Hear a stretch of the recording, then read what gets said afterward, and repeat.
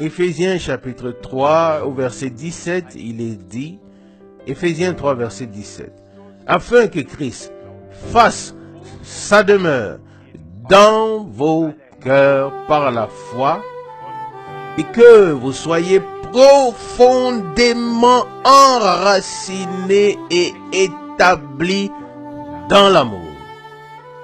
Verset 18, afin que vous soyez capables de comprendre en union avec tous les saints la largeur et la longueur, la profondeur et la hauteur du conseil divin de salut.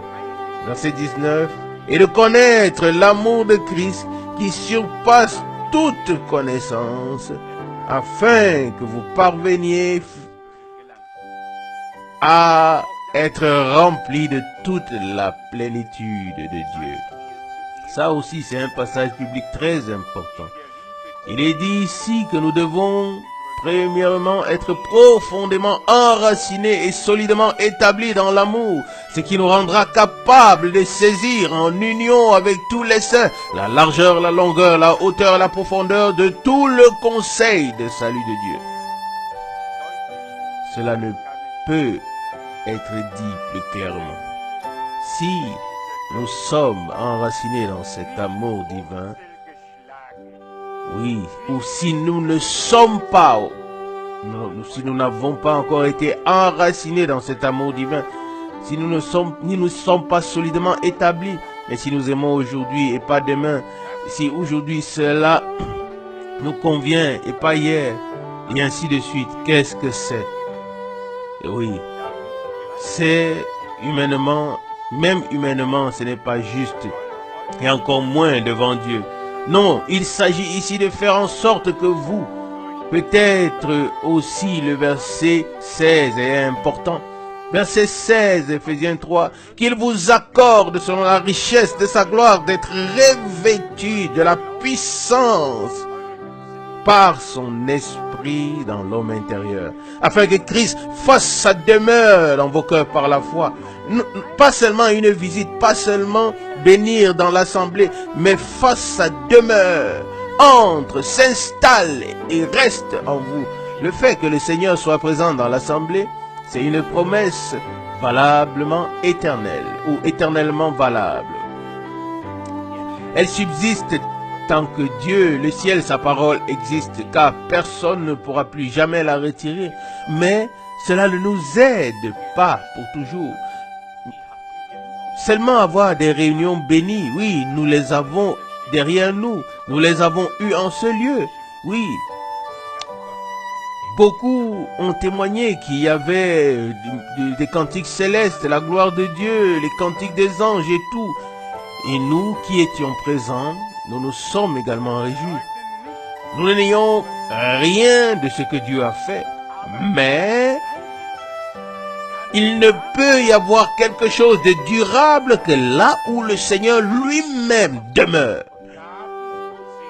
Où il ne vient pas seulement pour distribuer les dons et les bénédictions et tout le reste, mais là où il demeure véritablement. Et c'est ce passage biblique. Verset 16 d'Éphésiens chapitre 3. Qu'il vous accorde selon la richesse de sa gloire. Et la richesse de sa gloire est grande. Quand nous pensons à la richesse de sa gloire, nous ne savons pas où doit arriver la fin de nos pensées. Car comme Dieu est d'éternité en éternité sans commencement ni fin, c'est ainsi qu'est la richesse de sa gloire. Et il est dit ici dans Éphésiens 3 verset 16, qu'il vous accorde selon la richesse de sa gloire par son esprit. Non, pas par toi, pas par moi, pas par nous, mais par son esprit. D'être revêtu de puissance par son esprit dans l'homme intérieur. Amen.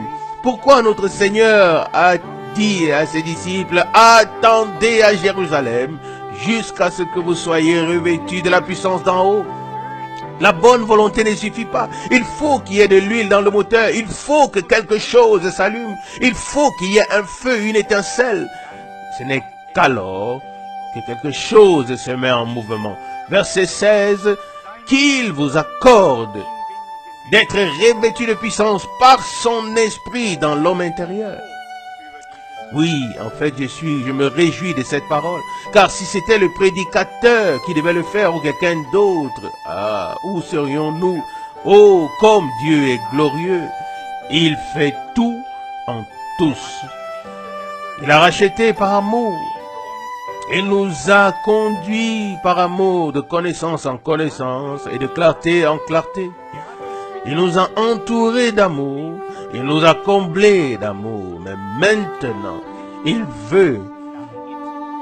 ne veut pas travailler de l'extérieur vers l'intérieur, mais il veut travailler de l'intérieur vers l'extérieur. Maintenant, il veut faire sa demeure en nous et nous revêtir de la puissance par son esprit dans l'homme intérieur, afin que Christ fasse son habitation dans vos cœurs par la foi et que vous soyez profondément enracinés et solidement établis dans l'amour. Alléluia.